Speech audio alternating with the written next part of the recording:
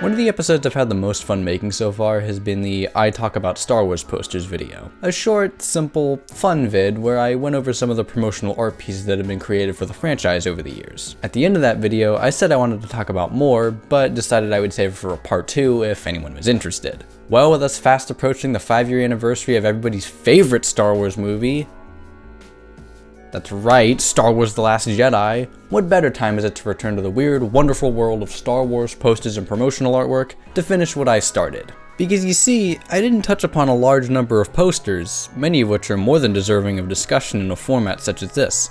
I'd love to get into some of the weirder ones at some point, but I think I had to finish up with the main theatrical posters most closely associated with those movies before I move on to any of that, so let's do it. I already covered the posters for the first 6 episodes in my last poster video, so let's jump ahead to 2015 and the release of The Force Awakens to look at that film's poster. With this film and Rogue One, you can clearly see them trying to replicate a very Struzan-esque style with how everything is laid out, only with photo manipulation instead of actual painting. To the designer's credit, this poster does a decent job and replicates that style in terms of the layout and composition of the whole thing. I still like Drew's painted posters more since, well, they were painted, but credit where credit's due. They could have put a lot less effort into the promotional artwork than they did, so I give props. As for what the poster depicts, I mean, it's the usual Star Wars shit with important characters or bits of iconography at the top, and then quote-unquote less important stuff towards the bottom and smaller. Fittingly, Kylo Ren seems to take up Vader's mantle of the giant floating antagonist head on this poster, with him holding his lightsaber in a way that makes it totally parallel with Rey's staff. Rey herself is situated front and center on this poster, as you'd expect. She is the main character of this trilogy after all. If it even has one, but that's beside the point. It was also wise of them not to show her holding the lightsaber on this poster, not just because it's meant to be a surprise in the movie when she picks up the saber, and then proceeds to easily best Kylo. It's kinda hard for me not to mention all the dumb shit about these movies when talking about anything related to them, so forgive me if I can't help myself. Anyway, her not wielding the saber here not only feeds into the surprise, but from a composition standpoint, you gotta space out your sabers. Most Star Wars posters I've seen only have one visible, and some have none at all, so if you're gonna add 2 to the mix, you better know how to place them. To that, we have Finn off to the side of Rey holding the blue lightsaber, making it seem like he's gonna be the Force-sensitive main character, like he totally should have been, before you actually see the movie and are regrettably hit with the truth. Behind Finn is the Starkiller base, kind of illuminated, almost appearing ghostly in a way. I don't really know what the significance of that is, but the base is kind of the ghost of the Death Star, so maybe that's what they were going for. Alright, now here's something kind of interesting. Behind the Starkiller base, we can see an actual starry backdrop. This is a departure from the prequel posters that just seem to take place in an empty void. This poster is actually apparently in space, much like the originals. Continuing down, we get the usual Star Wars cluster of other random elements from the movie. We have our trio of returning players from the previous films, Han, Leia, and Chewie in this case. We also got some droids. It's pretty much mandated at this point. Everyone knows you can't have a Star Wars poster without some droids. Same goes for ships. Right above the title, we have Captain Phasma, this trilogy's entry in the cool-looking characters that most everyone agrees look cool, but, like, damn, why couldn't we have seen more of them? Contest.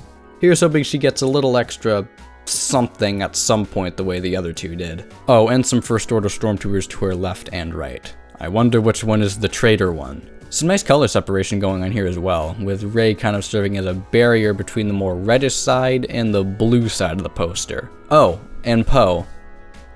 Poe is also here. Overall, this poster works, but it doesn't blow me away. I could see what they were going for, trying to invoke that classic Star Wars painted poster feeling, and I commend it for not going overly minimalistic on us. Not to say that minimalism doesn't have its place, it absolutely does. I just don't think it belongs with Star Wars.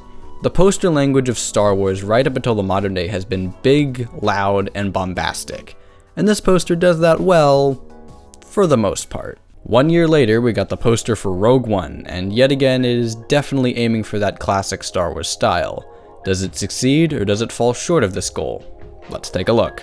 Immediately standing out to me is that we get the triumphant return of giant floating Darth Vader head, whose presence we haven't felt since Revenge of the Sith. That bit of graphic design was such an important part of the original trilogy's posters. In every one, it seemed you had Darth Vader's huge, semi-see-through head in the background, and to give the posters a nice bit of continuity, and seeing as how Rogue One is set in between episodes 3 and 4, it makes sense to have him here. We also have the Death Star itself in the back, casting a similar shadow of looming evil, but maybe it's because we have to squeeze in these other two giant elements as a result. The Death Star kind of fades away and isn't as prominent as it ought to be. Well, on this poster it isn't, as there are variations like with every Star Wars movie, but I'm only focusing on the main theatrical posters here, otherwise this video would be like 9 hours long. But getting back to the Death Star, just look at how it's displayed on the original Star Wars poster. Now, that's a fucking Death Star. Sure, it's smaller than it is on this poster, but it still somehow has more of a presence to it. Maybe this poster would have done better by the Death Star if they hadn't made Jyn Erso's head so big. Kinda makes including the rest of the team down here sorta pointless. I thought the whole point of Rogue One is that there is no one main hero person who's the best one and who saves the day. They all contribute, they all have their points, their pros and cons, and then they all die. It's almost like the film goes out of its way to present these people as unsung heroes who really aren't all that special in the grand scheme of things, except for this one mission that costs them their lives. But screw tying the themes of the movie into its advertising, just make the closest thing this movie has to a main character right in the center. Moving along from all that, down towards the lower third, we of course have the title, and look, ships, and some actual AT-ATs. Well, AT-ACTs, the cargo transportation variation of the Imperial Walkers, which are twice as tall as the normal ones for some reason. Why do these even exist if the only advantage to the design of the AT-ATs is intimidation anyway? They're pretty impractical for anything other than psychological warfare, so why repurpose them for this use? Whatever, the point is they're on the poster, as are these stormtroopers, some TIE fighters, some X-Wings, classic Star Wars stuff. One final thing I want to point out here, the palette. This is an example of Rogue One's poster actually matching the style of the film. You notice that the colors here are kind of muted and dull, with less saturated colors and a more kind of gloomy look to them. I sure hope this was intentional, as it really does fit this film, which is essentially just a war movie but set in the Star Wars universe. Comparing this poster to other Star Wars posters, it almost seems fair to compare it to something like Saving Private Ryan's poster. Now there's a worthy comparison. Alright, this poster's kinda wonky. I think with the vast number of different posters available for this film specifically, this one seems kind of unfitting to be the main one. There are better posters for it out there, but I don't think this one's awful by any means. But let's just keep moving on. Alright, next up on our poster reviews is The Last Jedi. Let's just focus on the poster. It's actually pretty cool. Definitely a bit non-traditional for this franchise, but so is the movie. It's still most certainly eye-catching in design and very cool to look at. We have another Skywalker filling the giant floating head quota this time around, and it's Luke looking rather intimidating, in a way that kind of communicates something a bit different than what's actually in the movie. I mean, say what you will about how they handled him in that movie, but it's not like he was ever meant to be the bad guy or anything. Either way, moving on from him are the other two kinda main characters in this trilogy, Rey and Kylo, with the two standing opposite each other in rather plain poses. Below them, we have the other characters in this movie, with Leia being the tertiary figure on this poster that you most immediately notice, and Poe and Finn to the sides of and below her, and some droids below them. It's very reminiscent of the Episode 3 poster in this regard, with several subjects forming something of a pyramid around the other parts of the poster, which in this case is just the title and some ships. We've got Chewie, Rose, and Hux kind of haphazardly thrown in around the other characters. I don't think much thought was given to where they should go, and they look more like the designer just looked at the poster and said, "Shit, I forgot some of them," and just chucked some on there where it seemed like there was some blank space. As we've learned from previous posters, you don't have to include everybody for it to be a good poster. Below the title is a scene depicting the Battle of Crait, speeders going up against the Walkers, with the release date and production information fitting in between the two factions. The coolest part of this poster is the red dust trails from the speeders matching the red background of the upper 2/3 of the poster. I just really like the colors here in general. The red and white are simple, but look really neat. I actually do like the look of this poster. It looks very different and distinct from the posters that have come before, and it's very fitting for a movie that is nothing if not different. Taking that aside, the way the whole thing is laid out is really nice. I just like looking at it. It makes the movie look really appealing and makes you think, oh yeah, that looks really cool. And I know I could follow that up with, but then you see the movie, but I'm trying to keep my opinions on the actual movies themselves out of this for now. I should tell you that this is another movie to have a multitude of different posters associated with it. I don't know, I guess it just becomes more common with time, or maybe not, since the originals had a lot of alternates for their posters as well. Will I give these posters their time to shine? No idea, but for now, let's move right along to The Rise of Skywalker. Oh yeah, Solo was also a movie that happened.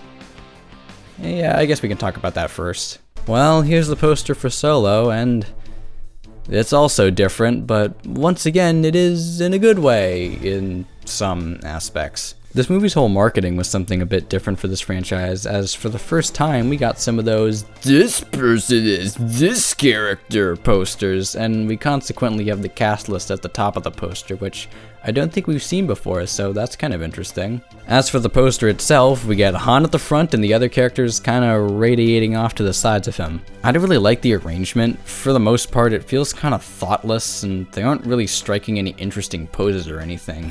There's nothing dynamic here, they're just kind of standing around or walking towards us. Whoop-de-doo. What really stands out to me about this poster is everything outside the characters. If you've been looking closely, you'll see that those seemingly random panels behind the characters are actually the windows in the Millennium Falcon's cockpit, which is a really cool detail that you might not notice right away. Behind these panel-y window areas is a location that, I'll be totally real with you, I have no idea what this is depicting. It's been a while since I saw the movie, and I wasn't gonna watch it again just to review the poster, so any huge Solo fans, you guys exist, right?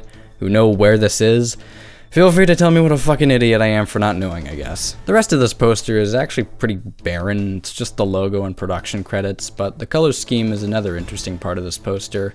Like the Last Jedi poster, this one has two prominent colors featured throughout. In this case, much of the bottom half is a cream color, while the parts showing through the panels are a reddish orange that appears to be shining through and casting the entire, well, cast in a very similar hue. It's not quite as eye-catching as the Last Jedi poster, I just don't personally find the colors used here to be as cool to look at, but it still looks pretty good. That's overall how I describe this poster, as pretty good. It's not the best or worst thing in the world, but the cockpit window-styled panels are the only really interesting bit of design for me. I said that the characters felt kind of boringly placed, and I'd even wager to say they weren't originally meant to be there. It looks like this was already a completed piece that just had the characters slapped on. They could have had a nice, kind of minimalistic poster that would have gotten the job done, but they decided to smack these guys on here, and well, we got what we got. Now let's round this out with a look at the Rise of Skywalker poster.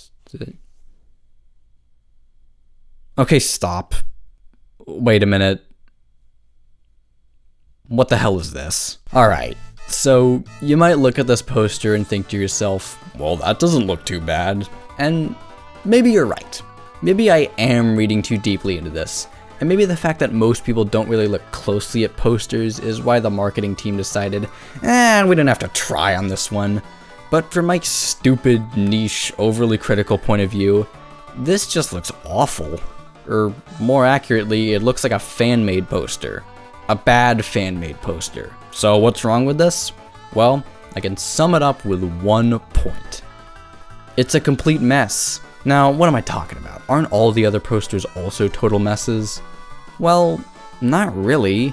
What I've been trying to show with these videos is that if you really pay attention to these pieces and actually give them the attention they're due, you can notice a lot of purposeful craftsmanship and artistry in them. What might look like just a bunch of random bullshit at first glance actually has a lot of purpose behind it when you take a closer look at it. Then we get to this poster, which is just the complete embodiment of just a bunch of bullshit. I mean, look at it. Oh, what, you don't see it? Alright, fine, I'll go into more detail. It's actually really hard to get into specifics with this poster since it's not laid out very well, and so it makes it really hard to go logically from one point of interest to the next. It all kind of blends together into one big blue and red mess. It's like we got some shit over here, some shit over here, there's just shit everywhere. I don't even really know what this big stupid red laser beam is supposed to be, but then again, I haven't watched the movie in a while, so that might have something to do with it. But even if it is something from the movie, if you can't find a good place to put it on the poster, don't put it on the poster. Remember, previous posters didn't feel the need to put every single thing from the movie onto the promotional artwork. I think modern graphic designers forgot that and thought they needed to cram as much shit as possible onto a single poster. Maybe if it was a bigger size, like a UK style quad poster, it'd work a bit better, but it isn't. Actually, looking at this poster more, it does feel kind of squished. Like everything was meant to be more spread out, but instead the shit was just shoved closer together, and now we have this. There's almost nothing dynamic or visually interesting in this poster. It's a bunch of contrasting elements all lazily fit together like an awkward family photo. What am I even supposed to focus on here? Where's the thought? Where's the purpose? Where's the Star Wars? Nowhere. The best thing I can say about this thing is that it perfectly sets you up for the sort of movie you're in for. Just a bunch of Star Wars shit that was thrown together with no rhyme or reason in order to make people go, oh yeah, that looks and sounds right. I guess it must be. And that's it. It didn't make for a good finale for the saga, and it does not make a good finale to this poster series. If it wasn't already obvious enough, this poster sucks. Got a little heated towards the end there, but I hope you enjoyed it regardless. Let me know how this one stacks up to the first, and if you'd like to see any more from this series. To give credit where it's due, a lot of the Disney era posters really aren't terrible by any means. They do a decent job at trying to go for those old school poster vibes. While I'd appreciate it if they were actually painted things, I understand that in this day and age, most people just wouldn't go for that. Most people don't even really pay attention to posters at all, assuming they ever did, so it's reasonable as to why the marketers have had to shift their attention towards other forms of advertising. I get it, and I get why having an artist paint a poster might not fit in today's entertainment market, but I still give props for trying to recreate that old school vibe, even if it doesn't always work. As always, all comments and feedback are very much appreciated. Let me know if you enjoyed it, and let me know if you didn't. In both instances, feel free to let me know why. Until next time, see ya.